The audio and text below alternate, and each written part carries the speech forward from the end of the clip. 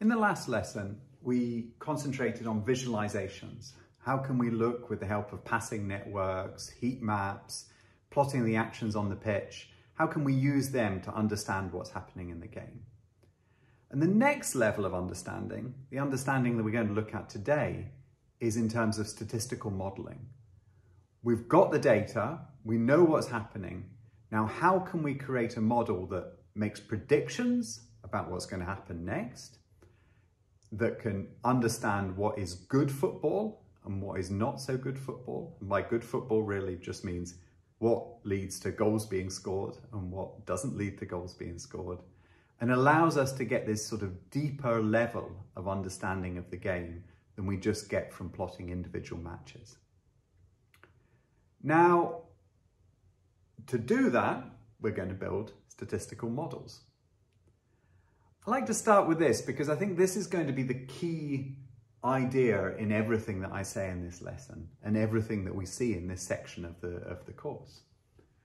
When we build a statistical model, the aim is to understand and capture our understanding of football. Now that might seem obvious, we're doing a football modeling course, but I think the advantage of learning statistics in the context of a particular application is that we really are, we're really constrained to this idea that we want to find out things that will help us win at football. There's no other way about it. We're not just trying to find out abstract measurements and abstract relationships. We're always trying to find out something which gives us that extra bit of insight into football. The first tool, I should have said here, we're going to look at 3 tools today. We're going to look at linear regression first, then we're going to look at logistic regression, which is related to the famous expected goals model. Then finally, I'm just going to have a quick look at Poisson regression. We're going to come back to that later in the course. So 3 types of regression: linear, logistic, and Poisson regression.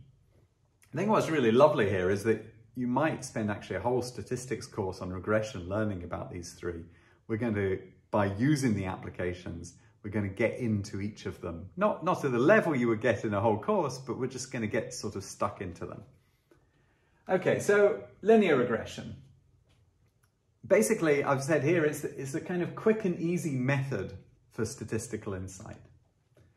Linear regression, it's sort of, I would describe it as a kind of default. So it's a default for finding relationships in data. In many ways, this is a historical artifact. So before we had computers, the only way that we could estimate relationships in data was using linear regression. And linear regression is essentially drawing a straight line, and calculating straight lines was something that you could do for hand. And it's not so easy to fit a neural network by hand, for example. And so it was the easiest way to calculate relationships in data, but it also has this really nice advantage. It has this nice advantage that it provides a simple, explainable result. And I say simple, explainable result, then I throw in a mathematical equation. But the idea, and if we just focus on the first part, we're going to look at an example that's exactly like this, is that this is an equation for a straight line, right? So y is called the output. It's the thing we're going to predict. x1 is an input variable, x2 is the second input variable, xk is the kth input variable. But imagine we just have one input variable, then beta naught is the intercept, and beta 1 is the slope of a line. This is an equation for the slope, for a straight line, intercept, slope of x1. And so to make this concrete, let's look at the example that we study in the Python code. This is minutes played, which is on the y-axis. Y is the output, and age is the input variable. And we're going to try and predict the number of minutes played by a particular player based solely on their age. Now, the reason for doing this, as I said, we have to have a concrete problem or a concrete reason for doing this. The reason for doing this is we might be thinking about signing a young player, and we might be imagining how many minutes can we expect that player to play when we sign them. And we're using historical data from earlier players to get a grip of that relationship. We might think this is an exceptional player who will play a lot of minutes, or we might think it's somebody who needs to develop a little bit more, but we'd like to get a grip of, for young players, how many minutes are they likely to be playing in a typical season. So we've taken data here from La Liga, and each of these blue dots is a player. And this black line here is the best fit to that data. So it's the line which comes closest to the data. And what do I mean by closest? Well, what I mean specifically by closest, that's illustrated by these red lines. So the red lines show the distance from the data points to the predicted black line. And what we do in linear regression is we calculate the sum of the squared distances and we find the minimum of that. So we take each of these red line distances, we square them, and then we try to find the line which minimizes the square of all of those distances when they sum them up. To write this mathematically, the equation is as follows. So here is the equation for the straight line. We have the intercept here and we have the slope here. We have the data point xi, which is the input, and then we have the output yi. And I've said, well, this is the distance between this point here, and that's expressed by this equation. I square that, and then I'm going to calculate this sum, and I want to find the minimum of that sum. Now, I want to be a little bit careful here because I've actually skipped straight to the answer. If you do a statistics course, you'll learn how to take this sum of squares here and find out, well, what is the beta 1 value, the slope which minimizes this sum of squares. I'm not going to go through all the calculations, I'm going to tell you the answer. It turns out the beta 1 that minimizes this sum of squares is equal to the following equation. One way, if you know about the covariance and the variance, one way of trying to understand this is as follows. Here is the variance, xi minus x bar is the mean. This is the variance here on the bottom. And then on the top we have the covariance between xi and yi. So roughly speaking, or in terms of the equation, this is what we find out. If we divide the covariance between xi and yi by the variance, how spread xi is out, we actually get the slope, this relationship between the line. Once we have the slope, we can calculate the intercept, and we have that relationship. Now, this isn't a course on mathematical statistics, but I wanted to give you a little bit of a feeling for how that type of thing works. Another thing I want to give you a feeling for is something called the R squared. And the idea with the R squared is, well, how good is my fit? Now, you'll notice that the fit isn't particularly good. And what I mean by not particularly good is that this player here, well, he's played, I don't know, 100 minutes or something. The model predicts that he should play 2,000 minutes. And so the predictions aren't perfect. I mean, they're far from perfect. This really illustrates how far from perfect they are. And how do we get a sort of measurement for how good they are? And one way of doing it, there's lots and lots of different ways of doing this, but one simple way of doing it is by using something called the R squared. And the R squared is the following. What we do is we've already looked at this sum of squares. This was the distance between the fitted model. This was our black line that went through the data. This was our distance, each of these distances squared. And what we can do is we can take the ratio of that to the sum of squares if we have no model at all. So imagine there is no relationship between the age of a player and how many minutes that particular player plays. Well, if that was the case, we'd have this straight line. And we can also measure the sum of squared distances for this straight line. And those look as follows. And those sum of squared distances are bigger than the sum of squared distances here. We know that because I've already told you that this was the best fit line that we could get to the data. And by taking the ratio of this to this, then we find out how well the model fits the data. We take 1 minus because we want R squared to be 1 if it fits perfectly. If this line fits perfectly, this whole thing will be 0, so you'll have R squared will be 1. But if the best fit line is actually this line, which is just the average, then R squared will be 0. you don't get any particular fit. Now the R squared in this case is about 14%. So we can say that 14% of the variance between the players is explained by their age. So certainly, as we know, age isn't the only factor that predicts how many minutes a football player will play. There's also quality and all of these other things. So, but 14% of the variation in the time that a football player spends on the pitch is explained by the age of that player. Now, you'll also notice that this model is far from perfect for a very, very obvious reason. Now, when players get up to the age of 40, and if we continued up here, we'd go off to 50, this would be predicting that a 50-year-old would be playing 4,000 minutes of football. 60-year-old will be playing 5,000 minutes. So not very realistic at all on that basis. So what do we do? Well, we can add another variable. And what I've done here is I've added a variable minutes played is equal to now the intercept, the linear component. So this is this linear growth to start off with, and then a quadratic component. And this parameter beta 2 is negative, which means when age gets very large, it goes down. Now the method of fitting is the same. This is a non-linear model in the sense that it's quadratic, but it's linear in the fit because we've taken the age of every player and we've squared it first, and then we've put it into the model. And so now we get a curve which goes up, and this is now closer. The point is that if we calculate the R squared for this, the R squared will be higher than the R squared we got for the original model. So this gives a better prediction. And this gives quite a nice starting relationship. I mean, it just takes a few minutes to do this analysis and we get an idea. Maybe we're signing a 29-year-old, for example, and we might be very wary about this, that over time, we expect the number of minutes played to drop off. Now remember, I only used 20 data points to do this fit. I now have to do it properly. And here I've done it properly. I've actually fitted for all the 600 and so players in La Liga.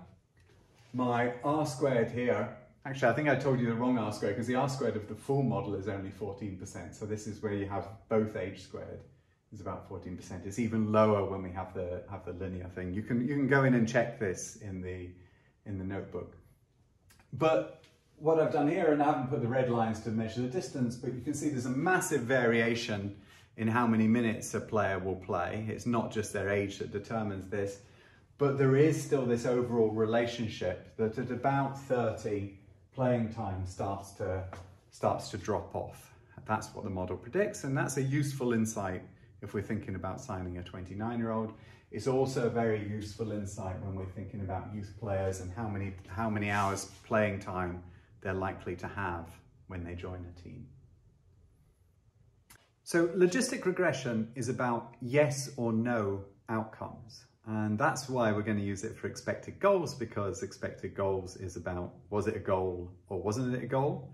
It can also be used for models of passes. Was a pass successful or wasn't it successful? Did a pass eventually lead to a goal or not lead to a goal? And so whenever we have these two categories, was a tackle successful or unsuccessful? Whenever we have these two categories, we can use the logistic regression model to find out what input features predict this output feature, which is either a yes or no answer. And I'm going to start by, well, I'm going to write down the equation for it to start with. And the logistic regression model has the following form. I think it's worth just sketching this function here. So it certainly looks a little bit more complicated than our linear regression model. In the linear regression model, we basically just had this part here. We had the intercept, we had the slope, and then we had each of the different variables we took in. But the principle is the same. We have this output, we have inputs, and we want to predict the output as a function of the inputs. And what does this equation look like? Well, I'll give you a little bit of a feeling for this. I'm just going to plot the equation 1 over 1 plus e to the x. Now 1 plus v to the x, that's just exactly the same as 1 plus exp, where exp is the exponential function. These two things are absolutely equivalent.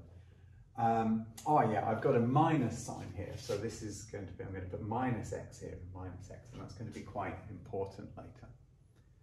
Now, if this is our function p of x, that looks like that, well, what does that look like? I'm going to plot p of x here, and I've got x increasing. So let's think about what happens if x has a very large value. So imagine that we have x equal to 100. Now e to the minus 100, that is very, very close to 0. Okay? So when we have e to the minus 100, this is like 1 over e to the 100. Very small number, very close to 0. So this thing goes to 0, and then we have 1 divided by 1. So when x is very large, up here, we have a value which is close to 1. And when x is very negative, so this is why the negative, the minus sign here was so important. If we have e to the power of 100, well, that's very big number. And if we put in a very big number on the bottom here, so if we have 1 plus e to the power of 100, and we divide by 1 divided by e to the power of 100, that value comes out as 0. So as x becomes negative, these values are 0. As x becomes very, very large, these values become 1. And in between these two, we find that we have a slope which increases like that. And in fact, it will go through this point here at a half. And that's really why we choose this particular function. We could choose and lots of different regression models do choose different functions. But the important thing is, because we're studying probabilities, we can't have a probability that a goal being scored of -12, or the probability of a goal being scored of 15. Probabilities are by definition between 0 and 1. And what this function does is it puts values between 0 and 1. And that's why we have this particular logistic regression form. So I've said that this y is the output and the x1 to xn, they're the input variables. Now we often call the input variables features. We're interested in predicting if a goal will occur based on various features of a shot. And the features can be the distance from the goal. It can be, we're going to look at something called goal angle in a bit. It can also be if the ball came from a cross. We put in all of these features and then we try to predict, will a particular shot be a goal or not? And the feature I want to start with is called the goal angle.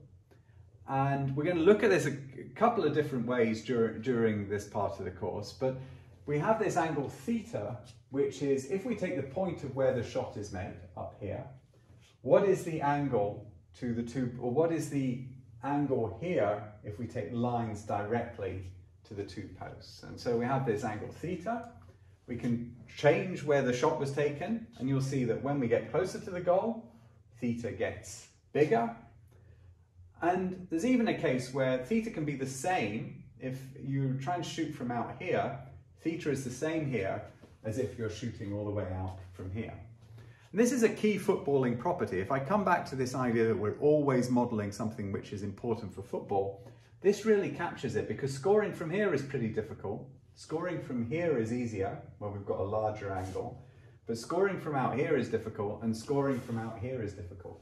So these angles somehow capture the probability of scoring. Here you can see as much of the surface of the goal as you can see when you're all the way out here. And that's why we think that theta is going to be a good feature.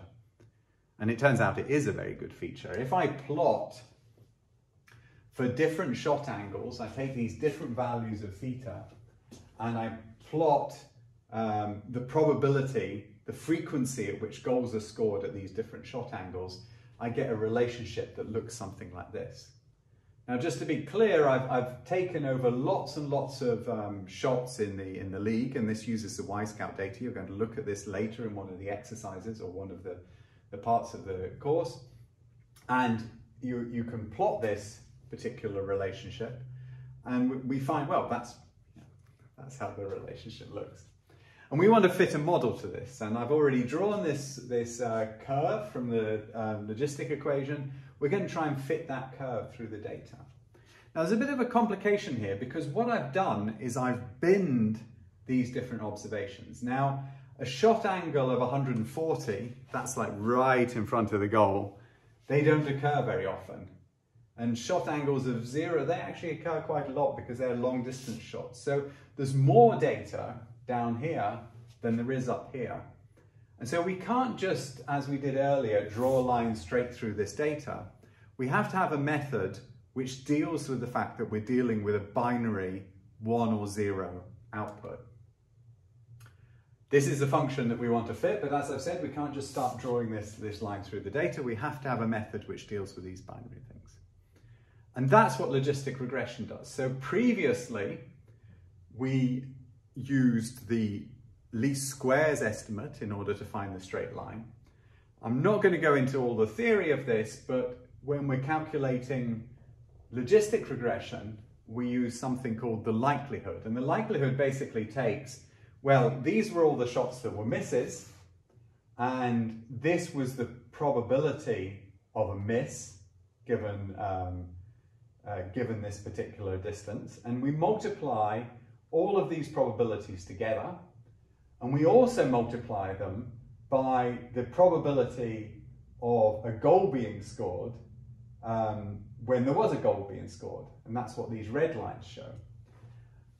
Multiplying probabilities together gives a very, very small number, so we tend to take the log and add up those probabilities. Again, I'm not going to go into the theory, but I want to give you a feeling for how this fitting is actually done inside a logistic regression. And we calculate something called the log likelihood, which is the sum of the logs of all of these distances between the model prediction and the reality. Again, we minimize, so we find the largest log likelihood in this case, and that tells us how well our model fits. And it turns out that this is the best fitting curve. This is actually, this particular curve is for not scoring. The curve for scoring is this way, but this is how we calculate the goodness of fit. We base it on the not scoring curve. And that gives the following curve. So now this, importantly, I emphasize this once again, I haven't fitted this line directly to this bin data. I've fitted this line using the following method to all of the shots. And then I get a nice fit which predicts the probability of a goal given the shot angle. And it goes quite nicely through the data. And this angle turns out to be, I mean, again, like in some of the previous examples, the explained variance, the R squared for this is pretty small. There's lots of shots from distance that go in. There's lots of shots right in front of the goal that don't go in. But overall, this gives a nice relationship between this feature, the angle, and the probability we have a goal. And that is our first expected goal model. Here we have the coefficients, which say how important these different variables are. Also, you're going to look at that a little bit more when you go into the lab and start working with the Python code. But also, I wanted to emphasize this thing, that these contours now, which are circles round the box, they are then created by finding out the points at this for this function where this probability of a goal is 7%, it's 15%, and it's 30%. And we can actually find some nice circles in this way. Now, as I said, angle isn't the only thing that's predicting the goal. This is a more complicated logistic regression, but the principle is the same. We take in the angle, we take in the distance, we take in the angle times the distance, and we take in the distance squared, and we find that this gives a very nice fit to the data. It's a more complicated model than the circle, but it's because distance is actually quite important. It's not just the shot angle. and there's this kind of interaction between the two of them. And once you get to very high distances, then the whole relationship with distance tails off. So we can fit these different parameters, and then when we parameterize it, we get this particular contour and shape. Now when we do, as we progress, we're going to get more and more complicated expected goals models. And we looked right at the first, I made this visualization of some of the shots made by Roberto Firmino and some of the other Liverpool players. And when we fit a full expected goals model, which would be captured here, we have lots of different additional variables. We have the through ball, we have cross, we have whether it comes from a counter-attack, goal mouth position. We can also include things like big chance, which is a subjective operator who notes down if a particular shot was a big chance. We can make our own model, separate models for free kicks, corners, penalties. Penalties are scored about 75% of the time, so that's the expected goals model for that. Headers have a lower chance of being scored. So building on that basic model, we can add in more and more features in order to make a more complex model which predicts the chance of scoring. In the exercise session, you're going to go in and look at using the probability of different variables to decide, should I keep a variable in a model or should I drop a bit variable from the model? So there's I'll explain in the expected goals part of the, if you go down and click and find the expected goals part, I'll explain how you decide if you should keep a variable or not. And then as we go, I think I may be getting a little bit ahead here, but as we go further, you can think about things like adding the goalkeeper to the model. And expected goals models have got more and more complex over the years. They've included more and more features in an aim to sort of better and better predict how good a particular chance was. In this particular example, we're adding in the position of the goalkeeper in order to better predict if a shot will be a goal. And the goalkeeper positioning is, of course, important if a goal's going to be scored or not. Okay, I've gone through linear regression and logistic regression. I just want to say very briefly, and the last part of this section, this lesson, is on something called Poisson regression. We're going to come back to the Poisson distribution, but I do just want to emphasize at this point is that when you're looking at infrequent and independent events, then Poisson regression is the best. So now we can have more than one event instead of the 0, 1, was it a goal or not? But if we were, for example, and this is what we're going to model here, if we're going to model the number of goals in a football match, there's not just either 0 or 1 goal, there can be 0, 1, 2, 3, 4. Well, they are infrequent and independent events in football. The goals tend to be relatively independent of each other, and they're certainly infrequent. And so then we can use Poisson regression. And the example I go through later on in this lesson is to look at the number of passes a team make during a match, which can be anything between 0 and 500, and the number of goals they scored. And I find that there is a slightly increasing relationship. So teams which have a lot of possession and pass the ball a lot do tend to score more often than teams which don't have a lot of possession and don't pass a lot. The red dots here are England in particular. The black dots are all teams from the Women's World Cup. So go in and check out that. Basically, your job now is to go through the 3 steps, and it's organized in the same way. That there's a linear regression where you look at that relationship between age and playing time. There's logistic regression where you start to work on a expected goals model. And then there's a section on Poisson regression where you look at this relationship between the number of passes a team make and the goals they scored. Okay, have fun.